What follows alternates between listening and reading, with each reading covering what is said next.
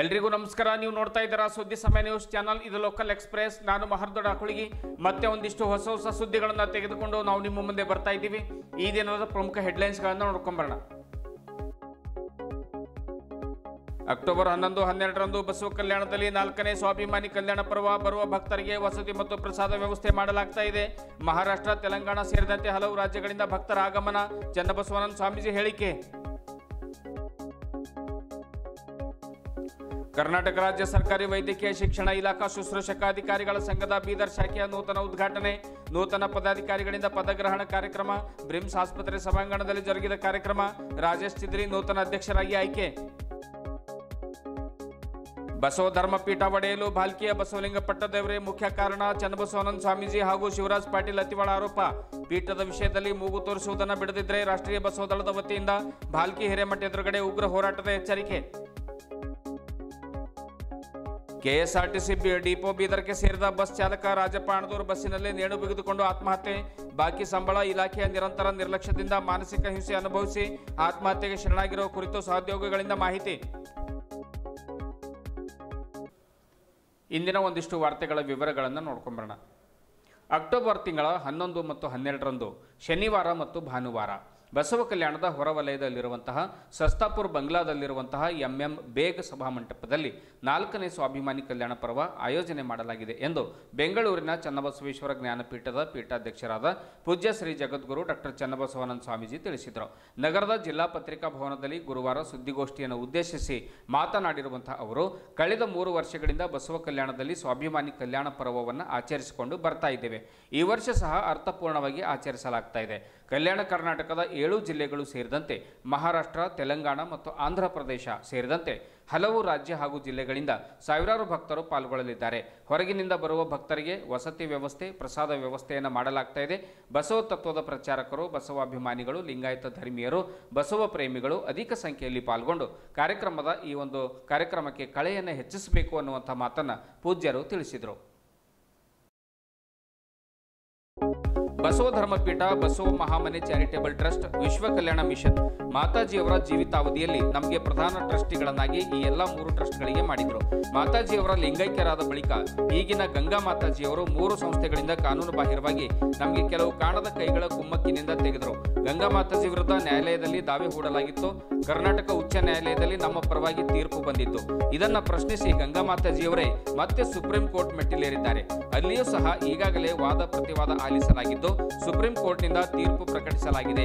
ತೀರ್ಪಿನಲ್ಲಿ ಬೆಂಗಳೂರು ಸಿವಿಲ್ ನ್ಯಾಯಾಲಯಕ್ಕೆ ಇದನ್ನು ಬಗೆಹರಿಸಲಿಕ್ಕೆ ಆದೇಶ ಕೂಡ ನೀಡಲಾಗಿದೆ. ಬೆಂಗಳೂರು ಸಿವಿಲ್ ನ್ಯಾಯಾಲಯದಿಂದ ನಮ್ಮ ಪರವಾಗಿ ಆದಷ್ಟು ಬೇಗನೆ ತೀರ್ಪು ಬರುವ ನಿರೀಕ್ಷೆ ಇದೆ ಎನ್ನುವಂತಹ ಮಾತನ್ನು ಕೂಡ ಸ್ವಾಮೀಜಿ ಹೇಳಿದರು. ಪತ್ರಿಕಾಗೋಷ್ಠಿಯಲ್ಲಿ ಬಸವ ಮಂಟಪದ ಪೂಜ್ಯ ಶ್ರೀ ಸದ್ಗುರು ಮಾತೆ ಸತ್ಯಾದೇವಿ ತಾಯಿಯವರು, ಲಿಂಗಾಯತ ಧರ್ಮ ಮಹಾಸಭಾದ ರಾಷ್ಟ್ರೀಯ ಉಪಾಧ್ಯಕ್ಷ ಶಿವರಾಜ್ ಪಾಟೀಲ್ ಅತಿವಾಳ ಅವರು, ರಾಷ್ಟ್ರೀಯ ಬಸವ ದಳದ ಉಪಾಧ್ಯಕ್ಷ ಶಿವಶರಣಪ್ಪ ಪಾಟೀಲ್ ಹಾರೋಗೇರಿ, ಪ್ರಮುಖರಾದ ಬಸವಂತರಾವ್ ಬಿರಾದರ್, ಮಲ್ಲಿಕಾರ್ಜುನ್ ಜೈಲರ್, ಗಿರಿಜಮ್ಮ ಧಾರವಾಡ ಸೇರಿದಂತೆ ಇನ್ನಿತರರು ಉಪಸ್ಥಿತರಿದ್ದರು. ಈ ಪತ್ರಿಕಾಗೋಷ್ಠಿಯ ಉದ್ದೇಶವೇನೆಂದರೆ, ತಮಗೆಲ್ಲ ಗೊತ್ತಿರುವಂತೆ ನಮ್ಮ ಕೂಡಲ ಸಂಗಮ ಬಸವ ಕಲ್ಯಾಣದ ಬಸವ ಧರ್ಮಪೀಠದಲ್ಲಿ ಕಳೆದ 4 ವರ್ಷಗಳಿಂದ ನಡೀತಾ ಇರುವಂತಹ ವಿವಾದ ಹೈಕೋರ್ಟ್ ಮತ್ತು ಸುಪ್ರೀಂ ಕೋರ್ಟ್ ಮೆಟ್ಟಿಲೇರಿದೆ. ಇನ್ನು ಕೆಲವೇ ದಿವಸಗಳಲ್ಲಿ ಅದರ ಒಂದು ತೀರ್ಪು ಬರೋದಿದೆ. ಆದರೆ ಇನ್ನೂ ಫೈನಲ್ ಹಂತಕ್ಕೆ ಬಂದಿಲ್ಲ. ಸುಪ್ರೀಂ ಕೋರ್ಟ್ ನಿರ್ದೇಶನ ಬಂದರೂ ಕೂಡ ಬೆಂಗಳೂರು ಹೈಕೋರ್ಟಲ್ಲಿ ತೀರ್ಪು ಬರೋದಿದೆ.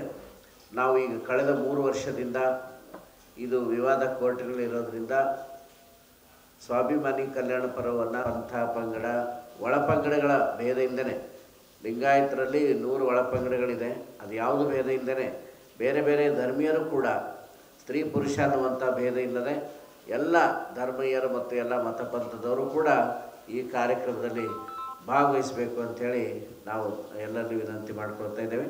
ಸುಮಾರು 25,000ಕ್ಕೂ ಹೆಚ್ಚು ಜನ ಶರಣ ಬಂಧುಗಳು ಭಾಗವಹಿಸ್ತಾರೆ ಅನ್ನುವಂಥ ನಿರೀಕ್ಷೆ ಇದೆ.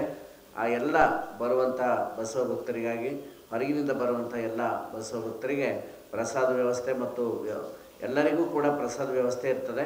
ಹೊರಗಡೆಯಿಂದ ಬಂದಂಥವರಿಗೆ ವಸತಿ ವ್ಯವಸ್ಥೆಯನ್ನು ಕೂಡ ಬೇರೆ ಬೇರೆ ಜಿಲ್ಲೆಗಳಿಂದ, ಬೇರೆ ಬೇರೆ ತಾಲೂಕುಗಳಿಂದ ಬಂದಂಥವ್ರಿಗೆಲ್ಲರಿಗೂ ವಸತಿ ವ್ಯವಸ್ಥೆಯೂ ಕೂಡ ಇರ್ತದೆ. ಹೆಚ್ಚಿನ ಸಂಖ್ಯೆಯಲ್ಲಿ ಶರಣ ಬಂಧುಗಳು ಈ ಸ್ವಾಭಿಮಾನಿ ಕಲ್ಯಾಣ ಪರ್ವದಲ್ಲಿ ಬಂದು ಭಾಗವಹಿಸಬೇಕು ಅಂಥೇಳಿ ಈ ಮೂಲಕ ನಾವು ಕರೆಯನ್ನು ಕೊಡ್ತಾ ಇದ್ದೇವೆ. ಈ ಒಂದು ಸ್ವಾಭಿಮಾನಿ ಕಲ್ಯಾಣ ಪರ್ವ ಉತ್ಸವ ಸಮಿತಿಗೆ ನಾವು ಅಧ್ಯಕ್ಷರಾಗಿದ್ದು ನಮ್ಮ ರಾಷ್ಟ್ರೀಯ ಕ್ರಾಂತಿ ಗಂಗೋತ್ರಿ ಮಹಿಳಾಗಣದ ರಾಷ್ಟ್ರೀಯ ಅಧ್ಯಕ್ಷರಾದಂಥ ಪೂಜ್ಯ ಸದ್ಗುರು ಸತ್ಯಾದೇವಿ ಮಾತಾಜಿಯವರು ಪ್ರಧಾನ ಕಾರ್ಯದರ್ಶಿಗಳಿದ್ದಾರೆ, ಜನರಲ್ ಸೆಕ್ರೆಟರಿ ಇದ್ದಾರೆ. ಅವರು ಒಂದು ಸಮ್ಮುಖದಲ್ಲಿ ಎಲ್ಲ 2 ದಿವಸದ ಕಾರ್ಯಕ್ರಮಗಳು ನಡೀತವೆ. ಪ್ರಚಾರಕ್ಕೆ ಮತ್ತು ಬೇರೆ ಬೇರೆ ಜಿಲ್ಲೆ ಬೇರೆ ಬೇರೆ ರಾಜ್ಯದ ಸ್ವಾಮಿಗಳು, ಮಠಾಧೀಶರು, ಬಸವ ತತ್ವ ಪ್ರಚಾರಕರು, ಸಮಾಜದ ಗಣ್ಯರು, ಸಮಾಜದ ಹಿರಿಯರು ಮತ್ತು ಸಾಹಿತಿಗಳು, ಅನೇಕ ಜನ ಶರಣ ಬಂಧುಗಳು ಈ ಒಂದು ಸ್ವಾಭಿಮಾನಿ ಕಲ್ಯಾಣ ಪರ್ವದಲ್ಲಿ ಭಾಗವಹಿಸ್ತಾ ಇದ್ದಾರೆ. ಎಲ್ಲ ಶರಣ ಬಂಧುಗಳು ಸಹಕರಿಸಬೇಕು, ತನು ಮನೋಧನದಿಂದ ಎಲ್ಲರೂ ಕೂಡ ಸಹಾಯ ಸಹಕಾರ ನೀಡಬೇಕು ಅಂಥೇಳಿ ನಾನು ಎಲ್ಲ ಶರಣ ಬಂಧುಗಳಲ್ಲಿ ವಿನಂತಿಯನ್ನು ಮಾಡ್ಕೊಳ್ತಾ ಇದ್ದೇನೆ.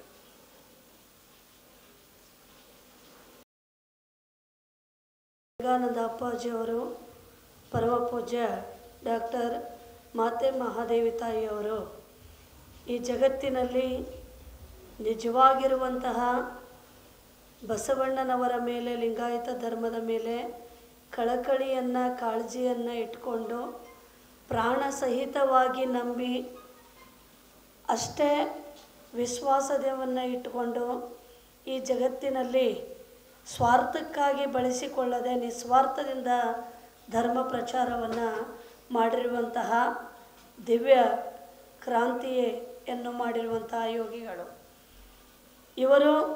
ನಿಜವಾಗಲೂ ಕೂಡ ಈ ಒಂದು ಧರ್ಮ ಪ್ರಚಾರಕ್ಕೋಸ್ಕರವಾಗಿಯೇ ಸಂಸ್ಥೆಗಳನ್ನು ಕಟ್ಟಿದರು. ಹಾಗೆ ಸಾವಿರಾರು ಜಂಗಮ ಮೂರ್ತಿಗಳನ್ನು ಧರ್ಮ ಪ್ರಚಾರವೂ ಕೂಡ ಈ ಸ್ವಾಭಿಮಾನಿ ಕಲ್ಯಾಣ ಪರ್ವ ಕಾರ್ಯಕ್ರಮ ಬಸವ ಕಲ್ಯಾಣದಲ್ಲಿ ಜರುಗ್ತಾ ಇದೆ. ಪ್ರತಿ ವರ್ಷ ತಾವುಗಳೆಲ್ಲರೂ ಕೂಡ ಬಂದು ಸಹಾಯ ಮಾಡ್ತಾ ಇದ್ದೀರಿ. ಅಷ್ಟೇ ಅಲ್ಲದೆ ಎಲ್ಲರೂ ಭಾಗವಹಿಸಿ ಕಾರ್ಯಕ್ರಮವನ್ನು ಯಶಸ್ವಿ ಮಾಡ್ತಾ ಇದ್ದೀರಿ. ಪ್ರತಿ ವರ್ಷದಂತೆ ಈ ವರ್ಷವೂ ಕೂಡ ನೀವು ಕಲ್ಯಾಣ ಪರ್ವಕ್ಕೆ ಬಂದು ಮತ್ತೆ ನಿಮ್ಮ ಸಹಾಯ ಸಹಕಾರದೊಂದಿಗೆ ಕಾರ್ಯಕ್ರಮವನ್ನು ಯಶಸ್ವಿಗೊಳಿಸಬೇಕು ಅಂತೇಳಿ ಈ ಮೂಲಕ ನಾನು ಎಲ್ಲರಿಗೂ ತಿಳಿಪಡಿಸ್ತಾ ಇದ್ದೇನೆ. ಎಲ್ಲರಿಗೂ ಶರಣಾರ್ಥಿ. ಕರ್ನಾಟಕ ರಾಜ್ಯ ವೈದ್ಯಕೀಯ ಶಿಕ್ಷಣ ಇಲಾಖಾ ಶುಶ್ರೂಷಕರ ಅಧಿಕಾರಿಗಳ ಸಂಘ ಬೀದರ್ ಘಟಕದ ಉದ್ಘಾಟನಾ ಸಮಾರಂಭ ಇಂದು ಬೀದರ್ ವೈದ್ಯಕೀಯ ವಿಜ್ಞಾನಗಳ ಸಂಸ್ಥೆ ಬೀದರ್ನ ಸಭಾಂಗಣದಲ್ಲಿ ಜರುಗಿತು. ನೂತನ ಅಧ್ಯಕ್ಷರಾಗಿ ರಾಜೇಶ್ ಚಿದ್ರಿ, ಕಾರ್ಯಾಧ್ಯಕ್ಷರಾಗಿ ತುಕಾರಾಂ, ಪ್ರಧಾನ ಕಾರ್ಯದರ್ಶಿಯಾಗಿ ಥಾಮಸ್ ಬೋರೆ, ಖಜಾಂಚಿಯಾಗಿ ಯಶವಂತ್ ಗಾದ್ಗಿ ಆಯ್ಕೆಯಾಗಿದ್ದಾರೆ. ಗೌರವ ಅಧ್ಯಕ್ಷರಾಗಿ ವೇಣುರಾಜ್ ಅವರು ಆಯ್ಕೆಯಾಗಿದ್ದಾರೆ. ಉಪಾಧ್ಯಕ್ಷರಾಗಿ ಶ್ರೀಮಂತ್, ಆರೋನ್, ರಾಘವೇಂದ್ರ, ಪುಷ್ಪ ಮತ್ತು ವಿಷ್ಣು ಬಿರಾದರ್, ಸಂಘಟನಾ ಕಾರ್ಯದರ್ಶಿಗಳಾಗಿ ಆಕಾಶ್ ಪಾಟೀಲ್, ಜಂಟಿ ಕಾರ್ಯದರ್ಶಿಯಾಗಿ ರಮೇಶ್ ರಾಠೋಡ್, ಸಾಂಸ್ಕೃತಿಕ ಕಾರ್ಯದರ್ಶಿಯಾಗಿ ಸುವಾರ್ತಿಕ್, ಆಮೇಲೆ ಕ್ರೀಡಾ ಕಾರ್ಯದರ್ಶಿಯಾಗಿ MD ರಜಿಯೋದ್ದೀನ್ ಆಯ್ಕೆಯಾಗಿದ್ದಾರೆ. ಕಾರ್ಯಕಾರಿ ಸದಸ್ಯರಾಗಿ ಲೋರಿನಾ, ಗುರುನಾಥ್, ವಿಜಯಲಕ್ಷ್ಮಿ, ನರಸಪ್ಪ, ವಿಜಯ್ ಪಾಂಚಾಳ್ ಹಾಗೂ ಅಶೋಕ್ ವಿಜಯ್ ಆಯ್ಕೆ ಮಾಡಲಾಗಿದೆ ಎಂದು ಇಂದು ನಡೆದ ಕಾರ್ಯಕ್ರಮದಲ್ಲಿ ಘೋಷಣೆ ಮಾಡಲಾಗಿದೆ.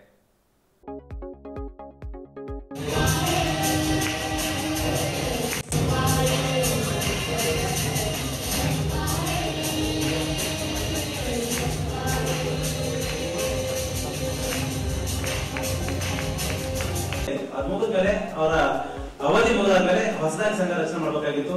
ಪುನಃ ನಾವು ಎಲೆಕ್ಷನ್ ಹೋಗಬೇಕಾಗಿತ್ತು. ಅಷ್ಟರಲ್ಲಿ ಅವಿರೋಧವಾಗಿ ಆಯ್ಕೆಯಾಗಿ ಶ್ರೀ ರಾಜೇಶ್ ಚಿದ್ರಿ ಅವರು ಅಧ್ಯಕ್ಷ ಸ್ಥಾನವನ್ನು ಪಡೆದುಕೊಳ್ತಾರೆ.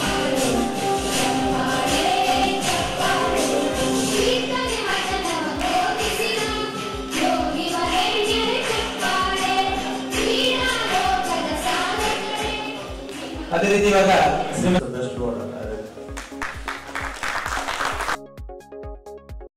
ನನ್ನ ಹೆಸರು ರಾಜೇಶ್ ಎಸ್ ಚಿದ್ರಿ ಅಂತೇಳಿ. ನಾನು ಕರ್ನಾಟಕ ರಾಜ್ಯ ವೈದ್ಯಕೀಯ ಶಿಕ್ಷಣ ಇಲಾಖೆಯ ಶಿಕ್ಷಕರ ಸಂಘದ ಬೀದರ್ ಶಾಖೆ ಅಧ್ಯಕ್ಷನಾಗಿ ನೇಮಕಗೊಂಡಿದ್ದೇನೆ. ಹಿಂದೆ ನಮ್ಮ ಸಂಘವು ಅನೇಕ ಒಳ್ಳೆಯ ಕೆಲಸಗಳು ಮಾಡಿತ್ತು. ಇನ್ನೂ ಅನೇಕ ಕುಂದುಕೊರತೆಗಳು ಮುಂದೆ ಬಂದಿದೆ. ಸ್ಟೆಪ್ ಬೈ ಸ್ಟೆಪ್ ನಾವು ಮಾಡಬೇಕಾಗಿದೆ. ಅದಕ್ಕೆ ನಮ್ಮ ನಿರ್ದೇಶಕರು ಹಾಗೂ ನಮ್ಮ ಮೆಡಿಕಲ್ ಸೂಪ್ರೆಂಟ್ ಸರ್ ಅವರು ಹಾಗೂ DS ಸರ್ ಎಲ್ಲರೂ ಕೋಆಪರೇಷನ್ ಮಾಡ್ತಾರೆ. ನಮ್ಮ ನಂಬಿಕೆ ನನಗದ. ಹಾಗೆ ನಮ್ಮಲ್ಲಿರುವಂಥ ಶಿಕ್ಷಕರದ ಎಲ್ಲ ಏನು ಕುಂದುಕೊರತೆಗಳವ ಅವೆಲ್ಲ ನೀಗಿಸ್ಲಿಕ್ಕೆ ಎಲ್ಲ ರೀತಿಯ ಪ್ರಯತ್ನಗಳನ್ನು ನಾವು ಮಾಡ್ತೇನೆ. ಆಗ ನಮ್ಮ ಮಾಧ್ಯಮ ಮೀಡಿಯಾದವರು ನೀವೆಲ್ಲ ಬಂದಿದ್ದೀರಿ, ನಮಗೆ ಸಹಕಾರ ಮಾಡಿದಿರಿ, ನಿಮಗೆಲ್ಲ ವಂದನೆಗಳು ತಿಳಿಸ್ತೇನೆ. ನಮ್ಮ ಕರ್ನಾಟಕ ರಾಜ್ಯ ಸರ್ಕಾರಿ ವೈದ್ಯಕೀಯ ಶಿಕ್ಷಣ ಇಲಾಖೆಯ ಶುಶ್ರೂಷಾಧಿಕಾರಿಗಳ ಸಂಘ ಬೀದರ್ ಶಾಖೆಯ ನೂತನ ಪದಾಧಿಕಾರಿಗಳ ಒಂದು ಪದಗ್ರಹಣ ಕಾರ್ಯಕ್ರಮ ಹಮ್ಮಿಕೊಂಡಿದ್ದೇವೆ. ಈ ಒಂದು ಸಂಘ ರಾಜ್ಯವ್ಯಾಪಿ ಎಲ್ಲ ವೈದ್ಯಕೀಯ ಶಿಕ್ಷಣ ಇಲಾಖೆಗಳಲ್ಲಿ ಇದನ್ನು ತೆರೆಯಲ್ಪಟ್ಟಿದೆ.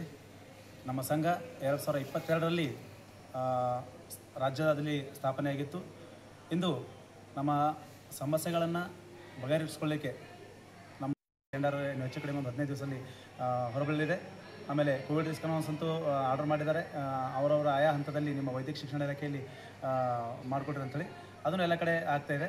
ನಮ್ಮ ಒಂದು ಪ್ರಮೋಷನ್ ಸೆಲ್ ಒಂದು ಸ್ಥಾಪಿತ ಆಗಬೇಕು. ಸಿಲಿಂಡರ್ ಆದ ತಕ್ಷಣ ಅದು ಆಗ್ತಂತೇಳಿ ನಿರೀಕ್ಷೆ ಇದೆ. ಹೀಗೆ ನಾವು ಬೀದರ್ ಜಿಲ್ಲೆಯಿಂದ ಚಾಮರಾಜನಗರದವರೆಗೂ ಎಲ್ಲ ವೈದ್ಯಕೀಯ ಶಿಕ್ಷಣ ಇಲಾಖೆಯಲ್ಲಿ ನಾವು ಸಂಘ ಮಾಡಿ ಸಂಘಟಿತ ಆಗ್ತಿದ್ದೀವಿ. ಪ್ರಕಾಶ್ BM, ರಾಜ್ಯ ಉಪಾಧ್ಯಕ್ಷ, ಕರ್ನಾಟಕ ರಾಜ್ಯ ಸರ್ಕಾರಿ ವೈದ್ಯಕೀಯ ಶಿಕ್ಷಣ ಇಲಾಖೆಯ ಶಿಕ್ಷಕರ ಸಂಘ, ಬೆಂಗಳೂರು. ಇನ್ನು ಬಸವ ಧರ್ಮ ಪೀಠವನ್ನು ಒಡಿಲಿಕ್ಕೆ ಮುಖ್ಯ ಕಾರಣರೇ ಭಾಲ್ಕಿಯ ಪೂಜ್ಯ ಶ್ರೀ ಡಾಕ್ಟರ್ ಬಸವಲಿಂಗ ಪಟ್ಟದೇವರು ಎನ್ನುವಂತಹ ಗಂಭೀರ ಆರೋಪವನ್ನು ಪೂಜ್ಯ ಶ್ರೀ ಡಾಕ್ಟರ್ ಚನ್ನಬಸವಾನಂದ ಸ್ವಾಮೀಜಿಯವರು ಹಾಗೂ ಶಿವರಾಜ್ ಪಾಟೀಲ್ ಅತಿವಾಳ್ ಅವರು ಗಂಭೀರ ಆರೋಪವನ್ನು ಮಾಡಿದ್ದಾರೆ. ಲಿಂಗಾನಂದ ಸ್ವಾಮೀಜಿ, ಮಾತೆ ಮಹಾದೇವಿಯವರು ನಡೆಸಿಕೊಂಡು ಬಂದಿರುವಂತಹ ಬಸವ ಧರ್ಮ ಪೀಠವನ್ನು ಒಡೆಯುವಲ್ಲಿ ಅನುಭವ ಮಂಟಪದ ಅಧ್ಯಕ್ಷರು ಹಾಗೂ ಭಾಲ್ಕಿ ಹಿರೇಮಠ ಸಂಸ್ಥಾನದ ಹಿರಿಯ ಪೂಜ್ಯರಾದ ಡಾಕ್ಟರ್ ಬಸವಲಿಂಗ ಪಟ್ಟದೇವರೇ ಮುಖ್ಯ ಕಾರಣ ಎನ್ನುವಂಥ ಮಾತನ್ನು ಉಭಯರು ಅವರು ಆರೋಪವನ್ನು ಮಾಡಿದ್ದಾರೆ. ನಗರದ ಪತ್ರಿಕಾ ಭವನದಲ್ಲಿ ಸುದ್ದಿಗಾರರೊಂದಿಗೆ ಮಾತನಾಡಿರುವಂತಹ ಅವರು ರಂಭಾಪುರಿ ಶ್ರೀಗಳ ದಸರಾ ದರ್ಬಾರ್ ಕಾರ್ಯಕ್ರಮ ವಿರೋಧ ಮಾಡಲಿಕ್ಕೆ ಮಾತ್ರ ನೇರವಾಗಿ ಭಾಲ್ಕಿಯ ಶ್ರೀಗಳು ನಮಗೆ ಕರೆ ಮಾಡಿ ಬರ್ನಿ ಅಂತ ಹೇಳ್ತಾರೆ, ವಿರೋಧಿಸಿ ಅಂತ ಹೇಳ್ತಾರೆ, ಹೋರಾಟ ಮಾಡಿ ಅಂತ ಹೇಳ್ತಾರೆ. ಆದರೆ ಬಸವ ಸಂಸ್ಕೃತಿ ಅಭಿಯಾನಕ್ಕೆ ಮಾತ್ರ ಅವರು ಕರೆಯೋದಿಲ್ಲ. ಒಂದಕ್ಕೆ ಕರೀತಾರೆ, ಇನ್ನೊಂದಕ್ಕೆ ಕರೆಯೋದಿಲ್ಲ. ಇದು ಹೇಗೆ ಸಾಧ್ಯ ಅನ್ನುವಂಥ ಮಾತನ್ನು ಕೂಡ ಅವ್ರು ಹೇಳಿದರು. ಬಸವ ಸಂಸ್ಕೃತಿ ಅಭಿಯಾನ ನಡೀಲಿ, ನಮಗೆ ಅದ್ರ ಬಗ್ಗೆ ಏನು ತಕರಾರಿಲ್ಲ. ಅದು ಬಸವಣ್ಣನವರ ಹೆಸರಿನ ಮೇಲೆ ನಡೀತಾ ಇರುವಂಥ ದೊಡ್ಡ ಕಾರ್ಯಕ್ರಮ, ಅದು ಯಶಸ್ವಿ ಆಗಲಿ ಅಂತ ನಾವು ಶುಭವನ್ನು ಹಾರೈಸ್ತೇವೆ. ಆದರೆ ಇವರ ದ್ವಂದ್ವ ನೀತಿ, ತುಷ್ಟೀಕರಣ ನೀತಿ ಏನಿದೆಯಲ್ಲ, ಇದಕ್ಕೆ ನಮ್ಮ ವಿರೋಧವಿದೆ ಎನ್ನುವಂಥ ಮಾತನ್ನು ಹೇಳಿದರು. ಅಲ್ಲದೆ ಪದೇ ಪದೇ ಗಂಗಾ ಮಾತಾಜಿಯವರನ್ನ ನಿಮ್ಮ ಭಾಲ್ಕಿ ಮಠಕ್ಕೆ ನೀವು ಯಾಕೆ ಕರೆಸ್ಕೊಳ್ತೀರಿ, ಅವರಿಗೆ ಕಿವಿ ಊದೋದನ್ನು ನೀವು ಹಿರಿಯ ಮತ್ತು ಕಿರಿಯ ಸ್ವಾಮಿಗಳು ಇಬ್ಬರು ಕೂಡ ಬಿಡಬೇಕು, ಇನ್ನೊಬ್ಬರ ಮಠವನ್ನು ನಾವು ಹೇಳಿದಂಗೆ ನಡಿಬೇಕು ಅನ್ನುವಂಥ ನಿಮ್ಮ ಒಂದು ಆ ಮನಸ್ಥಿತಿ ಏನಿದೆಯಲ್ಲ ಅದನ್ನು ನೀವು ತಿದ್ಕೋಬೇಕು. ನೀವು ಹಿರಿಯರು ಅನ್ನುವಂಥ ಕಾರಣಕ್ಕೆ ನಾವು ಗೌರವವನ್ನು ಕೊಡ್ತಾ ಇದ್ದೇವೆ. ನೀವು ಇದೇ ರೀತಿ ಮುಂದುವರೆದ್ರೆ ನೀವು ಬಸವ ಧರ್ಮ ಪೀಠಕ್ಕೆ ಅಧಿಪತಿ ಆಗಬೇಕು ಅಂತ ಪ್ರಯತ್ನ ಕೂಡ ಮಾಡ್ತಾ ಇದ್ದೀರಿ. ಇದೇ ರೀತಿ ನೀವು ಮುಂದುವರೆದ್ರೆ ನಾವು ಭಾಲ್ಕಿಯ ನಿಮ್ಮ ಹಿರೇಮಠದ ಮುಂದೆ ಎಲ್ಲ ರಾಷ್ಟ್ರೀಯ ಬಸವದಳ, ಇಡೀ ರಾಜ್ಯದ ರಾಷ್ಟ್ರೀಯ ಬಸವದಳದ ಪದಾಧಿಕಾರಿಗಳು ಕಾರ್ಯಕರ್ತರನ್ನ ಕರ್ಕೊಂಡು ಬಂದು ಉಗ್ರವಾಗಿ ಹೋರಾಟ ಮಾಡ್ತೇವೆ ಎನ್ನುವಂಥ ಒಂದು ಖಡಕ್ ಎಚ್ಚರಿಕೆಯನ್ನು ಪೂಜ್ಯ ಸ್ವಾಮೀಜಿಯವರು, ಶಿವರಾಜ್ ಪಾಟೀಲ್ ಅತಿವಾಳ್ ಅವರು ನೀಡಿದರು. ಭಾಲ್ಕಿ ಶ್ರೀಗಳು ಹಿರಿಯರು ಎನ್ನುವ ಕಾರಣಕ್ಕೆ ನಿಮಗೆ ಗೌರವವನ್ನು ಕೊಡ್ತಾ ಇದ್ದೇವೆ. ದಾಖಲೆ ಸಮೇತ ನಾವು ನಿಮ್ಮ ಬಗ್ಗೆ ಮಾತಾಡ್ತಾ ಇದ್ದೇವೆ. ಭಾರತ ಮತ್ತು ಪಾಕಿಸ್ತಾನಕ್ಕೆ ಜಗಳ ಹಚ್ಚಿ ಚೀನಾ ತಮಾಷೆ ನೋಡುವಂತೆ ಬಸವ ಧರ್ಮ ಪೀಠದ ಗಂಗಾದೇವಿಯವರಿಗೂ ನಮಗೂ ಜಗಳವನ್ನು ಹಚ್ಚಿ ರಾಷ್ಟ್ರೀಯ ಬಸವ ದಳದ ಕಾರ್ಯಕರ್ತರನ್ನೆಲ್ಲ ಡಿವೈಡ್ ಮಾಡಿ ನೀವು ಹೇಳಿದಂತೆ ಬಸವ ಧರ್ಮ ಪೀಠ ನಡಿಬೇಕೆಂದು ಅಪೇಕ್ಷೆ ಇಟ್ಟುಕೊಂಡಿದ್ದೀರಿ. ಬಸವ ಧರ್ಮ ಪೀಠವನ್ನು ಕಷ್ಟಪಟ್ಟು ಕಟ್ಟಿದವರು ನಾವು ಮತ್ತು ರಾಷ್ಟ್ರೀಯ ಬಸವ ದಳದ ಮುಖಂಡರು, ಕಾರ್ಯಕರ್ತರು. ಹೀಗಾಗಿ ಭಾಲ್ಕಿ ಶ್ರೀಗಳು ಬಸವ ಧರ್ಮ ಪೀಠ ಒಡೆಯುವ ಕೆಲಸ ಕೈ ಬಿಡದೇ ಇದ್ರೆ ಭಾಲ್ಕಿ ಹಿರೇಮಠದ ಮುಂದೆ ಉಗ್ರ ಹೋರಾಟವನ್ನು ಮಾಡಲಾಗುವುದು ಎಂದು ಸ್ವಾಮೀಜಿಯವರು ಪುನರ್ ಎಚ್ಚರಿಕೆ ನೀಡಿದರು. ಭಾಲ್ಕಿ ಬಸವಲಿಂಗ ಪಟ್ಟದೇವರಿದ್ದಾರೆ. ಅವರು ಬಸವ ಕಲ್ಯಾಣದಲ್ಲಿ ನಡೀತಕ್ಕಂಥ ದಸರಾ ದರ್ಬಾರಕ್ಕೆ ವಿರೋಧ ಮಾಡಲಿಕ್ಕೆ ಬರಬೇಕು ಅಂತೇಳಿ ಆಹ್ವಾನ ಕೊಟ್ಟಿದ್ದಾರೆ. ನಮಗೆ ಕರೆದಾರೆ 2-3 ಸಲ. ಆದರೆ ಬಸವ ಸಂಸ್ಕೃತಿ ಅಭಿಯಾನಕ್ಕೆ ಬರ್ರಿ ಅಂತ ಕರೆದಿಲ್ಲ. ಅವ್ರ ದ್ವಂದ್ವ ನೀತಿ ಇದೆ. ಅವ್ರಿಗೆ ನಿಮ್ಮ ಸಂಸ್ಥೆ ಬಗೆಹರಿಸ್ಲಿಕ್ಕೆ ನಾನು ಅಧ್ಯಕ್ಷ ಆಗಿದ್ದೀನಿ ಅಂತ ಕೇಳಿದ್ರೆ ನಾನು ಇದ್ದಾವಾಗ ನಮ್ಮ ಸಂಸ್ಥೆ ಬಗೆಹರಿಸಕ್ಕೆ ನಿಮಗೆ ಬೇಕಾಗಿಲ್ಲ ಅಂದರೆ ನೀವು ಒಂದು ಸೈಡ್ ಯಾಕೆ ಮಾಡ್ತೀರಿ? ಗಂಗಾ ಮಾತಾಜಿ ಜೊತೆಗೆ ಪದೇ ಪದೇ ಭಾಲ್ಕಿ ಕರೆಸ್ತೀರಿ ಕಾರ್ಯಕ್ರಮಕ್ಕೆ, ನೀವು ಅವ್ರ ಕಾರ್ಯಕ್ರಮ ಭಾಗವಹಿಸ್ತೀರಿ, ನೀವೇ ತುಷ್ಟೀಕರಣ ನೀತಿ ಅನುಸರಿಸ್ತಾ ಇದ್ದೀರಿ, ಒಡೆದಾಳೋ ನೀತಿ ಮಾಡ್ತಾ ಇದ್ದೀರಿ. ನಮ್ಮನ್ನು ಟ್ರಸ್ಟ್ದಿಂದ ತೆಗಿಲಿಕ್ಕೆ ಬಸವಲಿಂಗ ಪಟ್ಟದೇವರೇ ಕಾರಣದಾರ ಅಂತೇಳಿ ನಾನು ಈ ಮೂಲಕ ಹೇಳ್ತಾ ಇದ್ದೀನಿ. ಅವರೇ ಇದಕ್ಕೆ ಮುಖ್ಯ ಕಾರಣರಿದ್ದಾರೆ. ಒಂದು ವೇಳೆ ಅವ್ರು ಕಲ್ಯಾಣ ಪರ್ವಕ್ಕೆ ಹೋದ್ರೆ ಅಂದರೆ ನಾವು ಭಾಲ್ಕಿ ಮಠದ ಮುಂದೆ ಪ್ರತಿಭಟನೆ ಮಾಡಬೇಕಾಗುತ್ತೆ. ಸ್ವಾಭಿಮಾನಿ ಕಲ್ಯಾಣಕ್ಕೆ ಬರ್ತೇವೆ ಅಂತ ಸುಳ್ಳು ಹೇಳಿ ನಮ್ಮ ಪೋಸ್ಟರ್ದೆಲ್ಲ ಹೆಸರು ಹಾಕ್ಸ್ಕೊಂಡು ಫೋಟೋ ಹಾಕ್ಸ್ಕೊಂಡು ಹೋದ ವರ್ಷ ಸ್ವಾಭಿಮಾನಿ ಕಲ್ಯಾಣ ಪರ್ವಕ್ಕೆ ಬರಲಿಲ್ಲ. ಅವ್ರು ಕಲ್ಯಾಣ ಪರ್ವಕ್ಕೆ ಹೋಗ್ತಾರೆ. ಗಂಗಾ ಮಾತಾಜಿರಿಗೆ ನೀವು ಸಪೋರ್ಟ್ ಮಾಡ್ತೀರಿ, ಎಲ್ಲ ಕಾರ್ಯಕ್ರಮದಾಗ ಭಾಗವಹಿಸ್ತೀರಿ. ಸಣ್ಣ ಹುಡುಗರಂಗೆ ಭಾಲ್ಕಿಗೆ ಓಡೋಡಿ ಬರ್ತಾರೆ ನೀವು ಫೋನ್ ಮಾಡಿದ ತಕ್ಷಣ. ನಮ್ಮೇಲೆ ಯಾಕೆ ಇಷ್ಟು ದ್ವೇಷ ಮಾಡ್ತಾ ಇದ್ದೀರಿ ಅಂತ ನಾವು ಪ್ರಶ್ನೆ ಕೇಳೋಕ್ಕೆ ಇಷ್ಟಪಡ್ತಾ ಇದ್ದೀವಿ. ಬಸವಲಿಂಗ ಪಟ್ಟದೇವರ ನೇರವಾದ ಪ್ರಶ್ನೆ ಇದೆ ಇದು. ಇದು ನಮ್ಮ ಸಮಾಜ ಮುಖಂಡರಾಗಿರ್ತಕ್ಕಂಥ ಸಂಘಟನೆ ಮುಖ್ಯಸ್ಥರು, ಲಿಂಗಾಯತ ಧರ್ಮ ಮಠಾಧೀಶರು, ಒಕ್ಕೂಟದ ಅಧ್ಯಕ್ಷರು ಕೇಳದೇ ಇದ್ದರೆ ನಾವು ಯಾರಿಗೆ ಕೇಳಬೇಕು? ನೀವೇ ಒಂದು ಒಡೆದಾಳ ನೀತಿ ಅನುಸರಿಸ್ತಾ ಇದ್ದೀರಿ. ಪೀಠಾಧ್ಯಕ್ಷರು ಅಂತೇಳಿ ಅವರನ್ನು ಕರೆಯೋದು, ಅವ್ರ ಕಾರ್ಯಕ್ರಮಕ್ಕೆ ಹೋಗ್ತೀರಿ, ನಮ್ಮನ್ನು ದೂರ ಇಟ್ಟು ಬಸವ ಸಂಸ್ಕೃತಿ ಅಭಿಯಾನ ಮಾಡ್ತೀರಿ. ಮೊನ್ನೆ IMA ಬಿಲ್ಡಿಂಗ್ನಲ್ಲಿ ಬಸವ ಸಂಸ್ಕೃತಿ ಅಭಿಯಾನದ ಆಫೀಸ್ ಉದ್ಘಾಟನೆ ಮಾಡಿದ್ದಾರೆ. ಇವರು ಮರಿ ಬಸವಲಿಂಗ ಗುರುಬಸವ ಪಟ್ಟದೇವ್ರು ನನಗೆ 12 ಗಂಟೆಗೆ ಆಫೀಸ್ ಉದ್ಘಾಟನೆ ಇದೆ, 12 ಗಂಟೆಗೆ ಫೋನ್ ಮಾಡ್ಯಾರ. ಏನು ರೀ ಸ್ವಾಮಿಗಳೇ ಅಂತ ಕೇಳಿದ್ರೆ, ನಮ್ದು ಬಸವ ಸಂಸ್ಕೃತಿ ಅಭಿಯಾನದ ಉದ್ಘಾಟನೆ ಬರಬೇಕು ಅಂತ. ಯಾವತ್ತಿದೆ ಅಂದರೆ ಇವತ್ತೇ ಇದ್ದಾರೆ ಅಂತಾರೆ. ಎಷ್ಟು ಗಂಟೆಗೆ ಇದೆ ಅಂದರೆ 12 ಗಂಟೆಗೆ ಇದ್ದಾರೆ ಅಂತಾರೆ. ಫೋನ್ ನೋಡ್ಕೊರಿ ಅಂತ ಹೇಳಿದೆ ನಾನು. 12:15 ಆಗ್ಯದ, ಉದ್ಘಾಟನೆ ಮಾಡ್ಲತ್ತಾರ. ಅವಾಗ ನನಗೆ ಗುರುಬಸವ ಪಟ್ಟದವ್ರು ಫೋನ್ ಮಾಡ್ತಾರೆ, ಏನಿದೆ ನಿಮ್ಮ ನೀತಿ, ಯಾಕೆ ನಮಗೆ ಇಷ್ಟು ದ್ವೇಷ ಮಾಡ್ತಾ ಇದ್ರಿ, ನಮ್ಮ ಸಂಸ್ಥೆ ಹೊಡೆದಿರೋ ಆರೋಪ ಅಲ್ಲ, ನಿಜ ಇದೆ. 100% ಬಸವಲಿಂಗ ಪಟ್ಟಿದ ನಮ್ಮ ಸಂಸ್ಥೆ ಹೊಡೆದ. ನಾವು ಅವ್ರ ವಿರುದ್ಧ ಹೋರಾಟ ಮಾಡ್ತೇವೆ. ಈಗ ನಾವು ಇವ್ರಿಗೆ ಬುದ್ಧಿ ಇಲ್ಲ. ಗಂಗಾ ಮಾತಾಜಿಯವರಿಗೆ ಸುಪ್ರೀಂ ಕೋರ್ಟ್ ತನಕ ಹೋಗೋ ಅವಶ್ಯಕತೆ ಏನಿತ್ತು, ಕರೆದು ಕೂರಿಸ್ಬೇಕಾಗಿತ್ತು. ಅವ್ರಿಗೆ ಎಷ್ಟು ಸರಿ ನಿಮ್ಮ ಮಠಕ್ಕೆ ಕರೆದಿರಿ, ನಮಗೆ ಯಾಕೆ ಕರೆದಿಲ್ಲ, ಕೂರಿಸಿ ಮಾತಾಡಬೇಕಾಗಿತ್ತು. ಇವರಿಗಂತ ಜ್ಞಾನ ಇಲ್ಲ. ಎಲ್ಲ ಮಠಾಧೀಶರಿಗೆ ಕರೆಯೋದು, ಪಾದ ಪೂಜೆ ಮಾಡೋದು. ಮೊನ್ನೆ ಹೈದರಾಬಾದ್ದಾಗ ಹೋಗಿ ಗಣಪತಿ ಇದ್ರದ್ದು ವೀರಭದ್ರ ಎಲ್ಲ ಪೂಜೆ ಮಾಡಿ ಬರ್ತಾರೆ ಗಂಗಾ ಮಾತಾಜಿ. ಇವ್ರಿಗೇನು ಹಕ್ಕಿದೆ ನಮಗೆ ಪ್ರಶ್ನೆ ಮಾಡಕ್ಕೆ? ಟ್ರಸ್ಟಿನ ತೆಗಿಲಿಕ್ಕೆ ಏನು ಹಕ್ಕದ ಇವ್ರಿಗೆ? ನಾವು ದಾಖಲೆಗಳು ಇಟ್ಕೊಂಡು ಮಾತಾಡ್ತಾ ಇದ್ದೀವಿ. ಬಸವಲಿಂಗ ಪಟ್ಟಿದ ನಮ್ಮ ಜೊತೆ ವೇದಿಕೆ ಹಂಚ್ಕೊಳ್ಳಲ್ಲ ಅಂತ ನಾವು ಲಿಂಗದೇವ್ ಹೇಳ್ತೀವಿ, ವೇದಿಕೆ ಹಂಚ್ಕೊಳ್ಳಲ್ಲ. ಅದು ನೀವು ಗಣಪತಿ ಪೂಜೆ ಮಾಡೋರ ಜೊತೆ ವೇದಿಕೆ ಹಂಚ್ಕೋತೀರಿ, ರಾಮನ ಪೂಜೆ ಮಾಡೋರ ಜೊತೆ ವೇದಿಕೆ ಹಂಚ್ಕೋತೀರಿ, ಲಿಂಗ ಪೂಜೆ ಮಾಡೋರ ಜೊತೆ ವೇದಿಕೆ ಹಂಚ್ಕೊಳ್ಳೋದಲ್ಲ ಅಂತ ನಮ್ಮ ಪ್ರಶ್ನೆ ಇದು ಬಸವಲಿಂಗ ಪಟ್ಟದೇವ್ರಿಗೆ. ಅವ್ರು ಇನ್ಮೇಲಾದರೂ ತಿದ್ಕೋಬೇಕು. ನಮ್ಮ ಬಸವಧರ್ಮ ಪೀಠ ಒಡೆಯೋದು ಈ ರೀತಿಯಲ್ಲಿ ಮಾಡಿದ ಜನ ಎಲ್ಲ ಅರ್ಥ ಮಾಡ್ಕೋತಾ ಇದ್ದಾರೆ. ಬಸವಲಿಂಗ ಪಟ್ಟದೇವರೇ, ನೀವೇ ನಮ್ಮ ಸಂಸ್ಥೆ ಮಾಡಿದ್ರು, ಬಾಸ್ ಆಗ್ಬೇಕಂತ ಮಾಡಿರಿ, ನೀವು ಸೂಪರ್ ಪವರ್ ಆಗ್ಬೇಕಂತ ಮಾಡಿರಿ. ನೀವು ಚೀನಾದವ್ರ ಹಂಗೆ ಪಾಕಿಸ್ತಾನಕ್ಕೆ ಇಂಡಿಯಾಗೆ ಜಗಳ ಹಚ್ಚಿ ಹಂಗೆ ಚೀನಾ ಇದು ಮೆರಿಬೇಕಂತದೋ ಹಂಗೆ ನೀವು ಬಸವಧರ್ಮ ಪೀಠ ಹೊಡೆದು ನೀವು ಮೆರಿಬೇಕಂತ ಮಾಡಿದ್ರಿ. ಇದು ನಡೆಯಲ್ಲ. ಇನ್ಮೇಲಾದರೂ ತಿದ್ದುಕೊಂಡು ನಮಗಿಬ್ಬರಿಗೆ ಸಮಾನವಾಗಿ ನೋಡ್ರಿ. ನೀವು ದೊಡ್ಡವರಿದ್ದರೆ ನಿಮ್ಗೆ ಗೌರವ ಕೊಡ್ತಾ ಇದ್ದೀವಿ, ನಮಗಿಬ್ಬರಿಗೆ ಕೂಡಿಸಿ ಸಮಸ್ಯೆ ಬಗೆಹರಿಸಿ. ಸುಪ್ರೀಂ ಕೋರ್ಟು ಹೈಕೋರ್ಟ್ ಎಲ್ಲ ಬೇರೆ, ಕಾಂಪ್ರಮೈಸೇ ಭಾಳ ಮುಖ್ಯ ಇರ್ತದೆ. ನೀವು ಕೂಡಿಸಿ ಮಾತಾಡ್ರಿ, ಕಿವಿ ಹೇಳ್ರಿ. ನಾವು ತಪ್ಪಿದ್ರೆ ನಮ್ಮ ತಪ್ಪುಗಳೇನು ಅಂತ ಹೇಳ್ರಿ, ಅವ್ರೇನು ತಪ್ಪು ಮಾಡ್ಯಾರ ಅಂತ ಹೇಳ್ರಿ. ಆದರೆ ನಮ್ಮ ಸಂಸ್ಥೆ ಒಡಿಬೇಡ್ರಿ ಅಂತೇಳಿ ನಾವು ರಿಕ್ವೆಸ್ಟ್ ಮಾಡ್ಕೊತಾ ಇದ್ದೀವಿ ಬಸವಲಿಂಗ ಪಟ್ಟದೇವರಲ್ಲಿ. ಮಾಡಿದ ಕಡೆಯಿಂದ ಏನಪ್ಪ ಅಂದ್ರೆ ಇಷ್ಟು ಆಗಿ ಬಂತು ಅಂತ ತಿಳ್ಕೊರಿಗೆಲ್ಲನೇ ಅದು ಆಗಿತ್ತು. ಆದರೆ ಏನಪ್ಪ ಅಂದ್ರೆ ಬ್ಯಾಡ್ರಿ ಅಂತೇಳಿ ನಮ್ಮಲ್ಲಿ ಸಿದ್ದರಾಮ ಸ್ವಾಮಿ ಇದ್ದಾರಲ್ಲ ಈಗೆಲ್ಲನೇ. ಈಗ ಸಿದ್ದರಾಮ ಸ್ವಾಮಿಯವ್ರು ಇದ್ದಾಗ ಏನಪ್ಪ ಅವ್ರಿಗೆ ಅಂಡರ್ಟೇಕಿಂಗ್ ತೊಗೊಂಡು ಏನಪ್ಪ ಅಂತಂದ್ರೆ ಈ ಟೈಪ್ದ ತಯಾರು ಮಾಡಿರು. ಅದು ಸ್ವಲ್ಪ ಇತ್ತು, ನಾವು ಹೊರಗೆ ಹಾಕಬಾರ್ದು ಅಂತ ಹೇಳಿ ಕೇಳ್ಕೊತಾ ಇದ್ದೀವಿ. ಆದರೆ ಈಗ ಏನಪ್ಪ ಅಂದ್ರೆ ಪೂರಾಗಿ ಓಪನ್ ಬಂದದ ಅಂತ ತಿಳ್ಕೊರಿಗೆ. ಇಲ್ಲ, ಯಾವುದಕ್ಕೆ ಪ್ರತಿಯೊಂದಕ್ಕೆ ಸಮಯ ಬೇಕಾಯಿತು. ಯಾವುದೇ ವಿಚಾರ ಡಿಸಿಷನ್, ಒಂದು ಹೂವಿನ ಗಿಡ ಹಚ್ತೇವೆ ಅಂದ್ರೆ ಸಣ್ಣ ಹೂವಿನ ಗಿಡ 3 ತಿಂಗಳು ಬೇಕಾಯ್ತು ಗಿಡ ಬರಲಿಕ್ಕೆಲ್ಲನೇ. ಮತ್ತೊಂದು ಗುಲಾಬಿ ಹೂವಿನ ಗಿಡ 1 ವರ್ಷ ಹತ್ತದ. ಹಂಗೆ ಕೆಲವು ಸಿದ್ಧಾಂತಗಳ ಮ್ಯಾಗ ಕೆಲವು ಸಮಯ ತೊಗೋತದ. ಆ ಸಮಯ ಪ್ರಕಾರ ಸ್ವಲ್ಪ ಲೇಟ್ ಆಯ್ತದ ಅಂತ ತಿಳ್ಕೊರಿಗೆ. ಮುಂದಿನ ನಡೆ ಏನಪ್ಪ ಅಂದ್ರೆ ಆದಷ್ಟು ಏನಪ್ಪ ಅಂದ್ರೆ ಇವತ್ತು ಸಾಂಸ್ಕೃತಿಕ ನಾಯಕ ಏನು ಬಸವಣ್ಣವ್ರಿಗೆ ಏನು ಮಾಡಿದ್ದದ ಕರ್ನಾಟಕ ಸೇರಿದಾಗ, ಅದಕ್ಕಂತಂಬುದೇನಪ್ಪ ಅಂದ್ರೆ ನಮ್ದು ಇದೆ ಲಿಂಗಾಯತ ಧರ್ಮ ಮಾನ್ಯತೆಗೆ ಬೇಕಾಗಿ ಅಂತ ಹೋರಾಟ ಮಾಡ್ತಾ ಇದ್ದೀವಿ. ಆ ಹೋರಾಟ ಅಪ್ಪಾಜಿ ಮಾತಾಜಿಯವ್ರು ಇದ್ದಾಗ ನಡೆದು ಸ್ಟಾರ್ಟ್ ಆಗಿತ್ತು. ಅದಕ್ಕೇನಪ್ಪ ನಾವು ಮುಂಚೂಣಿಯಾಗಿ ಎಲ್ಲರೂ ಕೂತ್ಕೊಂಡು ಆ ಹೋರಾಟ ಏನಪ್ಪ ಲಿಂಗಾಯತ ಧರ್ಮ ಮಾನ್ಯತೆ ಸರ್ಕಾರದಿಂದ ಪಡಿಬೇಕಂತ ಹೇಳಿ ನಮ್ಮದು ಉದ್ದೇಶ.